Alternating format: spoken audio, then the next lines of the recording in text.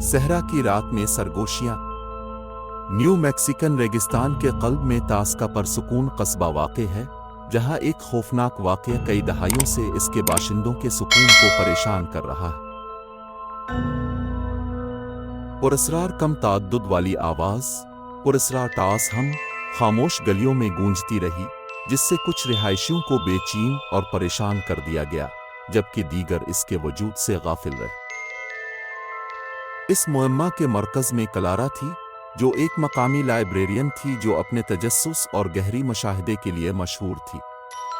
اس کی راتیں اکثر مسلسل، تقریباً ناقابل فہم گنگناہٹ سے پریشان ہوتی تھیں، جسے تاس میں صرف چند ایک ہی سن سکتے تھے۔ اس عجیب و غریب واقعہ کے پیچھے سچائی سے پردہ اٹھانے کے لیے پرعزم کلارا نے قصبے کی تاریخ میں جھانک کر اس کے آرکائیوز اور لوک داستانوں میں چھپے سرغوں کی تلاش کی۔ دھاگوں کو کھولنا۔ جیسا کہ کلارا نے تاس کے ماضی کو مزید گہرائی میں کھود لیا، اس نے مقامی قبائل کی طرف سے سرگوشی کی گئی قدیم کہانیوں سے ٹھوکر کھائی جو کبھی اس خطے میں پروان چڑھتے تھے۔ کنوڈنیتیوں نے ایک دوسری دنیاوی موجودگی کے بارے میں بات کی جو زمین کے ساتھ گونجتی تھی، جس کا اظہار صرف چند منتخب افراد ہی کر سکتے تھے۔ کہانیاں جو نسل در نسل گزری ہیں، ہم اور زمین کی قدیم توانائیوں کے درمیان تعلق کی طرف اشارہ کرتی ہیں۔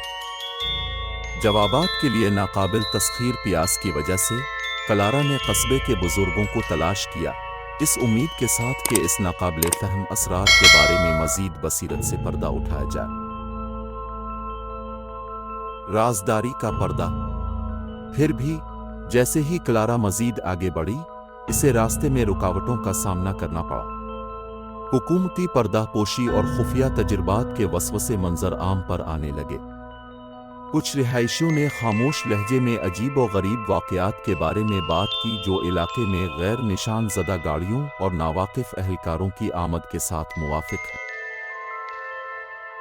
اس کی سچائی کی جستجو میں کلارا کی پوچھ گچھ نے اسے ایک ایسے سائنسدان تک پہنچایا جس کے بارے میں افواہ تھی کہ وہ تنہائی میں تاہم کا مطالعہ کر رہا ہے۔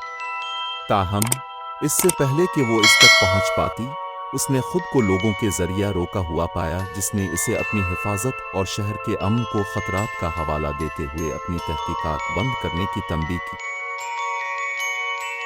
انکشافات اور سائے انتباہات سے خوفزدہ ہوئے کلارا نے اپنی خفیہ تحقیقات جاری رکھی اور ان شواہد کے ٹکڑوں کا پردہ فاش کیا جو ایک پوشیدہ زیر زمین سہولت کی طرف اشارہ کرتے ہوئے افواہوں کو خفیہ ہم سے منسلک کیا گیا تھا۔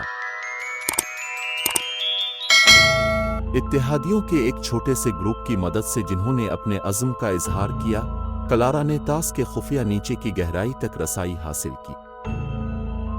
ان کی خفیہ تلاش انہیں صحرا کی بھولبھلیا گھاٹیوں کے اندر چھپے ہوئے ایک پوشیدہ دروازے تک لے گئی۔ جیسے ہی وہ گہرائی میں داخل ہوئے، وہ ایک قدیم چیمبر سے ٹھوکر کھا گئے جو ایک نیچی، غیر معمولی گنگناہٹ سے گونج رہا تھا۔